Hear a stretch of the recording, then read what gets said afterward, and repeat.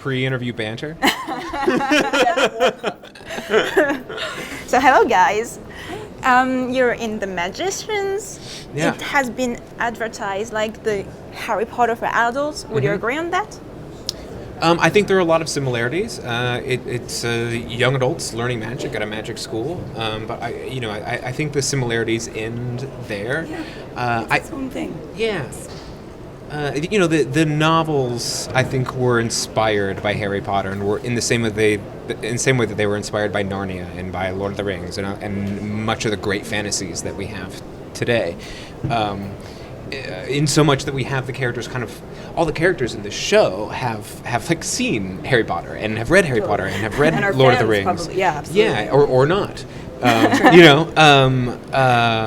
And so it is certainly inspired by this world of fantasy that we have to draw from. But is it its own thing in that I feel it's more grounded in reality? It's happening right now. It's happening in New York City. And like a lot of it takes place, especially Julia's story, takes place on the streets of New York and the struggles of that. Yeah, it's darker. It's got a lot of sexuality to it. It's different in that sense.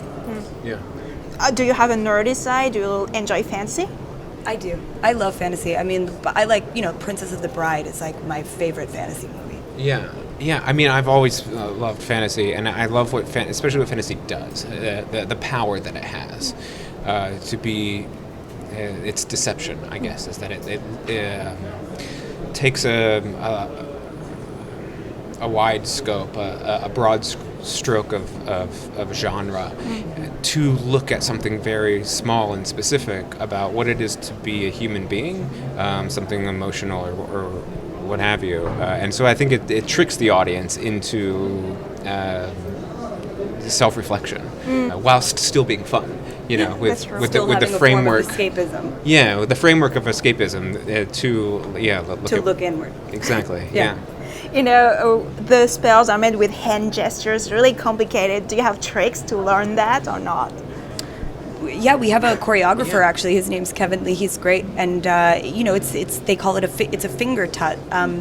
Lev describes it in the books as these precise sort of hand motions, and so on set before we do a scene or we read in a script that we have to do a certain spell and do it in a certain way. We work with this coach, and he kind of helps us perfect it. Yeah, he sort of choreographs the movements, and then gives us the opportunity to fine-tune them to make them a little bit more in our character's style. Put our spin on it, which is cool. Yeah.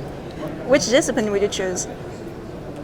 The healing, the psychic, and the specialty of the school. That's more at break though. So Yeah, that's a Quentin. That's a Quentin Quentin question. question. That's it's obviously the physical kids. Battle magic. Well, yeah. Well, and it's that thing about they're the coolest, and it's like what house in Harry Potter would you be in? It's it's like a Gryffindor. That's a good question. Obviously, because these are the people that the story is about. These are our heroes. I don't know. I relate to that. So you're a Gryffindor, obviously. Okay. Obviously. Yeah. Self-assured and. Yeah.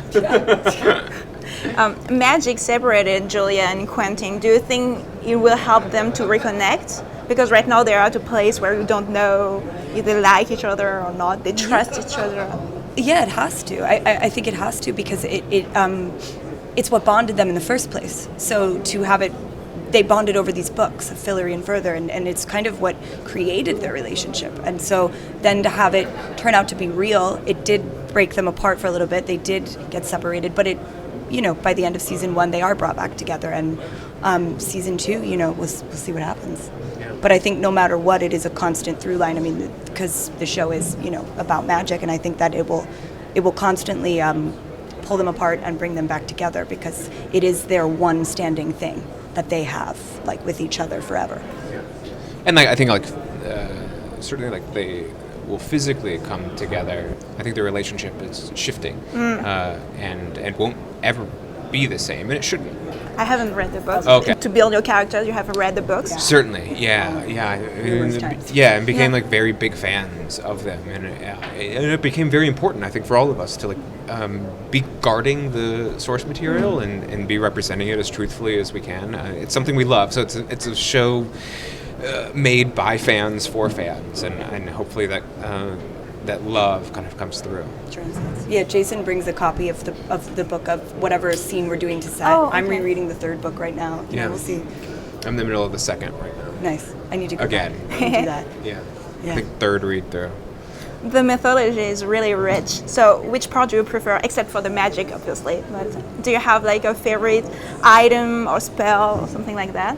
You know, I think in the last episode, it's not an item or a spell, but getting to meet Ember, I think that was really cool for Julia and Stella. Jason and Stella were a part of Quentin and Julia in that moment, because you know when you're playing a character, there's a disattachment or you're able to kind of think as that person. But there was a moment I had when we were shooting that stuff downstairs where it was like, oh wow, this felt so real, and it was so real that it was like, whoa, we're in this.